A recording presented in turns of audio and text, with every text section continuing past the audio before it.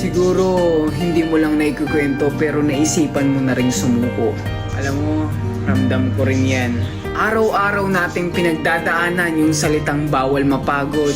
Hindi pwedeng tumigil kasi hindi pa tapos lahat ng kailangang gawin. Pero sabi nga nila, ang sagot sa pagod ay pahinga, hindi pagsuko. Lahat ng tao may pinaghihirapan kaya hindi malabong wala kang patutunguhan.